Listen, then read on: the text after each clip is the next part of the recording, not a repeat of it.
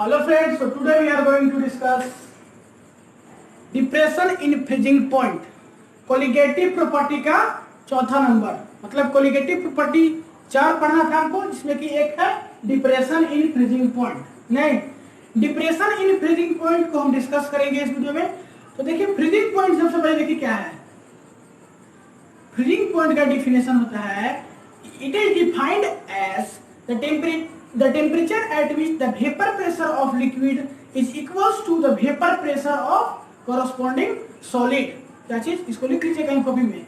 सबसे पहले आप फ्रीजिंग पॉइंट जानिए। बॉइलिंग पॉइंट को यहाँ फॉर्म बता दिए थे। बॉइलिंग पॉइंट क्या होता है, फ्रीजिंग पॉइंट। इट इज, देखिए कॉपी पेन में लिखिए, it is defined as the temperature at which the vapor pressure of liquid, the vapor pressure of its liquid is equal to the vapor pressure of corresponding solid, is equal to the vapor pressure of corresponding solid is called freezing point, is called freezing point। नहीं तो depression in freezing point, सभी लोग आप लोग क्या कीजिए, heading डालिए depression in freezing point. Depression in freezing point देखिए क्या होता है। फ्रीजिंग पॉइंट ऑफ क्या चीज, प्योर सॉल्वेंट और फ्रीजिंग पॉइंट ऑफ सॉल्यूशन के बीच का जो डिफरेंस होता है उसी को बोलते हैं हम depression in freezing point. Clear? Freezing point of pure solvent और फ्रीजिंग पॉइंट ऑफ सॉल्यूशन के बीच का जो डिफरेंस होता है उसी को बोलते हैं depression in freezing point. Freezing point of pure solvent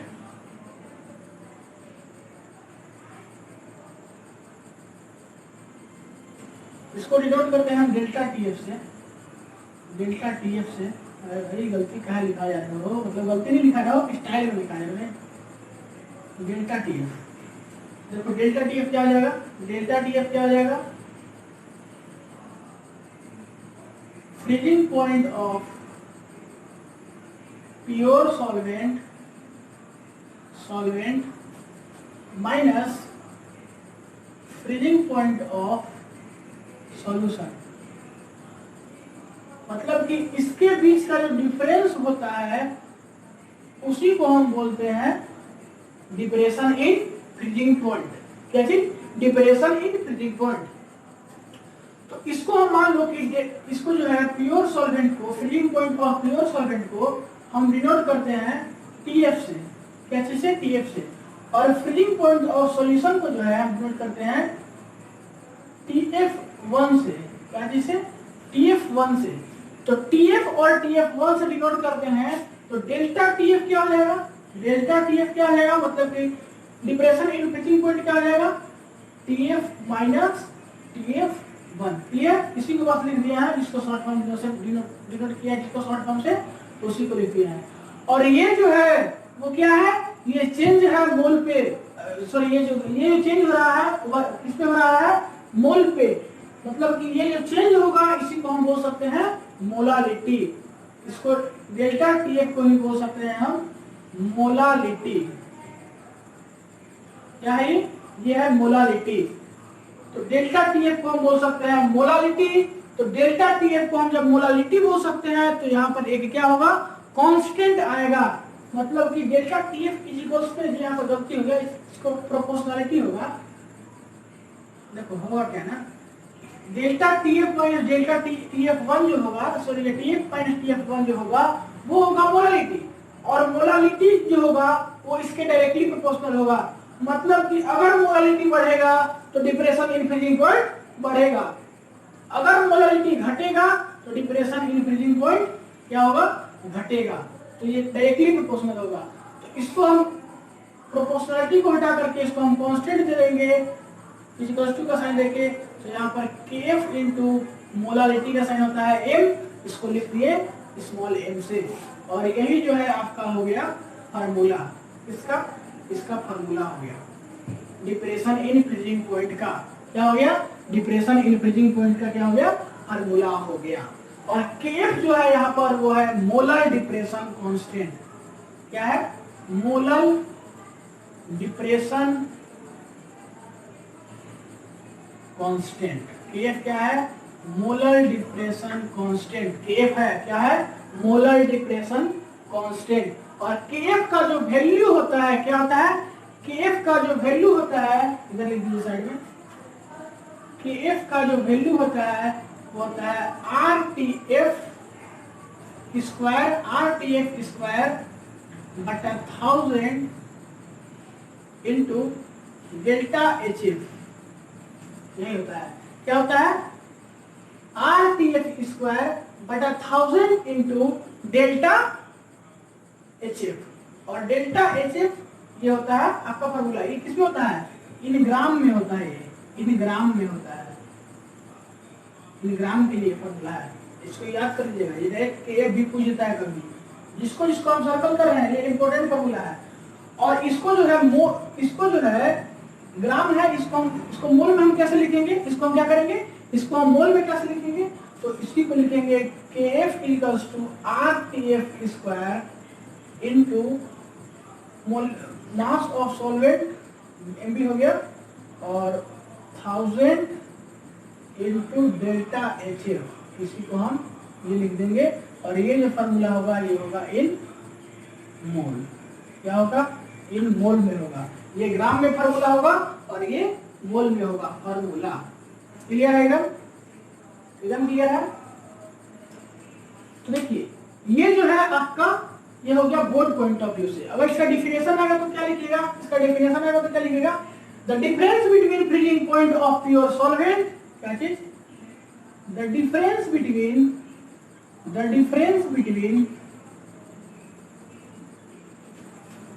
freezing point of pure solvent and freezing point of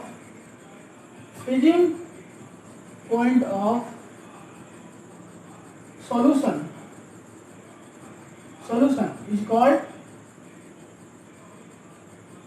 क्या चीज, depression in freezing point, depression in freezing point. एकदम क्लियर हो गया, डिप्रेशन इन फ्रीजिंग पॉइंट किसको बोलेंगे। देखिए board के लिए मोर देन सफिशिएंट है, क्या है, बोर्ड के लिए मोर देन सफिशिएंट है। याद रखिए जो डेल्टा HF है, क्या है, डेल्टा HF है, ये क्या है, लेटेंट हीट ऑफ फ्यूजन है, लेटेंट हीट ऑफ फ्यूजन, क्या है, लेटेंट हीट ऑफ फ्यूजन। और लेटेंट हीट ऑफ फ्यूजन किसको बोलते हैं, एक मोल को लीटर में जो कन्वर्ट करता है, जो एनर्जी लगता है उसी एनर्जी को हम बोलते हैं लेटेंट हीट ऑफ फ्यूजन। मतलब कि एक मोल को लिक्विड में कन्वर्ट करने में जो एनर्जी लगता है इसी एनर्जी को हम बोलते हैं लेटेंट हीट ऑफ फ्यूजन। एक मोल को लिक्विड में जो कन्वर्ट करने में एनर्जी लगता है उस एनर्जी को बोलते हैं लेटेंट हीट ऑफ फ्यूजन। ये तो देखिए ये फार्मूला से आप बोर्ड में आपका काम हो गया। लेकिन आपको कॉम्पिटिटिव जब एग्जाम देना होगा तो उसके लिए आपको ग्राफिकल रिप्रेजेंटेशन क्या है, आवश्यकता है। तो इसको वीडियो को पॉज करके नोट कीजिए, आपको हम ग्राफिकल रिप्रेजेंटेशन है, क्या है, ग्राफिकल रिप्रेजेंटेशन है, तो उसको ग्राफ को हम बनाना पड़ेगा हमको, तो थोड़ा टाइम लगेगा, तब तक इसको नोट कीजिए, हम आपको इसको बनाते हैं। तो वीडियो को पॉज करके नोट कीजिए।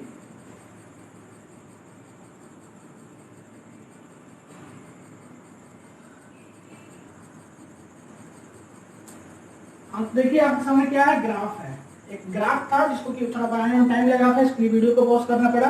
तो ये देखिए ग्राफ है, बहुत अच्छा ग्राफ है। ये ग्राफ जो है वो डिप्रेशन इन फ्रीजिंग पॉइंट का है, और इस फार्मूला से इस ग्राफ से हम फार्मूला निकालेंगे। वो तो बोर्ड पॉइंट ऑफ व्यू से आपको हो जाएगा, लेकिन कॉम्पिटिटिव एग्जाम में इस ग्राफ को आपको आना एकदम हो सकता है।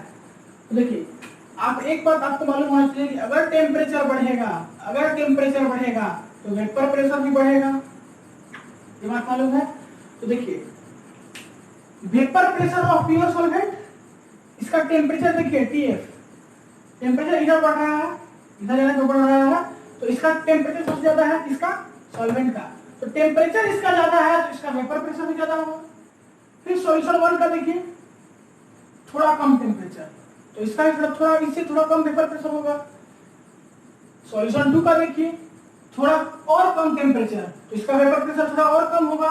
नहीं, तो अब यहाँ पर देखिए कि पी नॉट जो है, इसमें कुछ रिप्रेजेंटेशन है कि कौन कौन सा किस चीज को रिप्रेजेंट करता है। तो पी नॉट जो है वो रिप्रेजेंट करता है vapour pressure of pure solvent. PS1 जो है रिप्रेजेंट करता है vapour pressure of solution 1। PS2 जो है रिप्रेजेंट करता है vapour pressure of solution 2। TF जो है रिप्रेजेंट करता है freezing point of pure solvent. TF1 जो है रिप्रेजेंट करता है freezing point of pure solution 1 और TF2 जो है रिप्रेजेंट करता है freezing point of solution 2। Clear? तो इसको मिटाते हैं। अब देखिए इससे हम लोग क्या करेंगे, इस ग्राफ की मदद से देखिए ऐसे इंटीग्रेशन लगेगा, लेकिन इंटीग्रेशन जो है मेडिकल के बच्चा मतलब कि इसका बायो होगा उसको दिक्कत होगा, इसलिए हम छोटा ज्योमेट्री से ही इसको ज्योमेट्री बोलते हैं, छोटा अलजेब्रा से ही इसको हम क्या करते हैं, सॉल्व करते हैं। तो यहाँ पर देखिए ये जो है क्या लग रहा है, एक ट्रायंगल जैसा लग रहा है, जस्ट पीछे जैसा, मतलब कि आपका जस्ट पिछला डेल्टा टीएफ जैसा ही ग्राफ है, उसमें जस्ट उसका उल्टा है, उसमें बॉइलिंग पॉइंट का केस था, यहाँ पर फ्रीजिंग पॉइंट का केस है। तो ABCDE ट्रायंगल बन रहा है, नहीं तो in similar triangle ABE and ACD, in similar triangle ABE and ACD, देखिए तो क्या मिल रहा है आपने, in similar triangle ABE and ACD नहीं, triangle ABE and triangle ACD, तो BE by CD is equals to क्या चीज, AE by AD, BE by CD is equals to AE by AD, लिख सकते हैं BE by CD equals to AE by AD। Clear? यहाँ तक देखिए, यहाँ तक क्लियर है। इससे देखिए होगा क्या कि आप डिफरेंस निकाल लीजिएगा, क्या कीजिएगा, डिफरेंस निकाल लीजिएगा।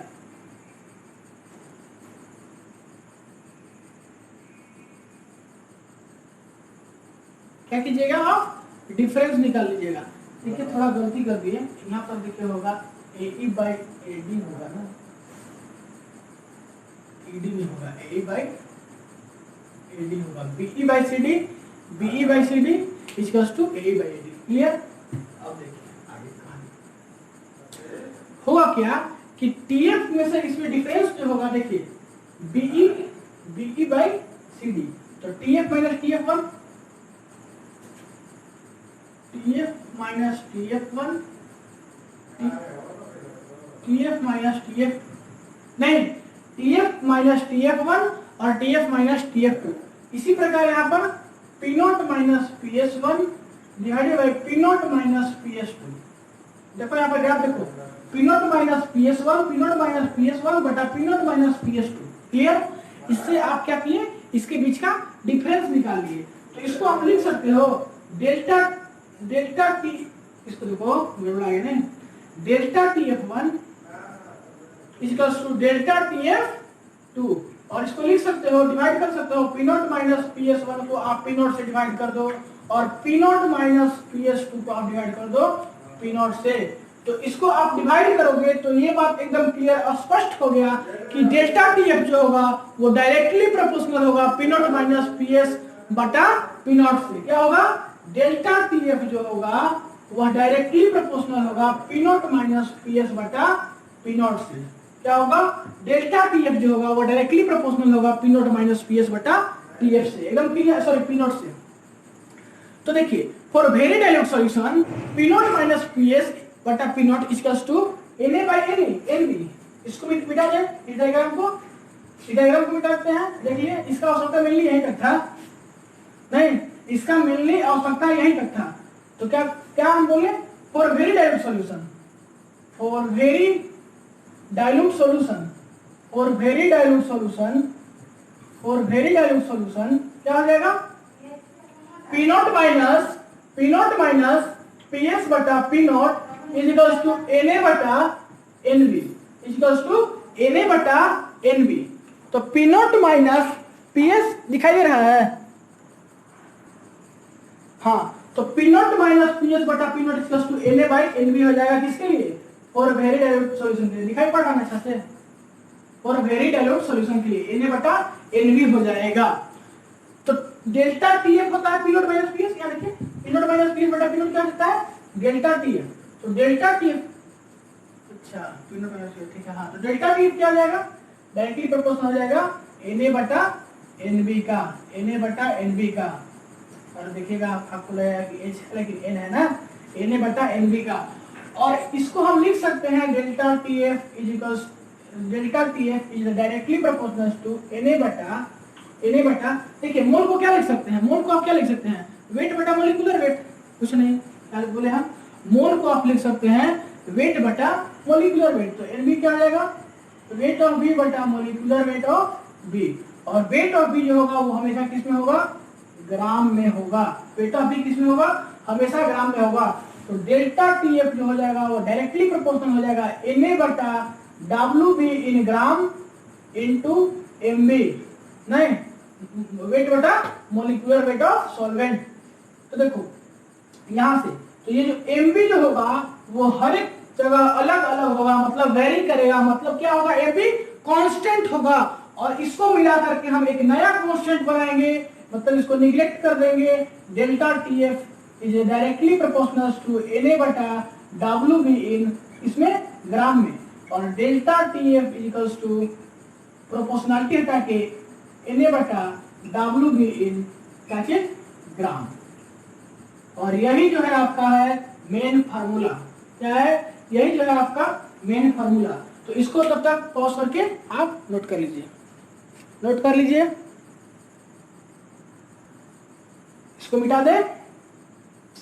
हाँ, तो अब आइए देखते हैं नेक्स्ट।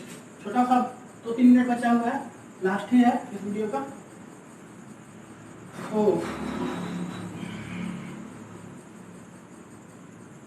इस फॉर्मूला को थोड़ा रहने देते हैं, नहीं इसको ऊपर में लिख देंगे।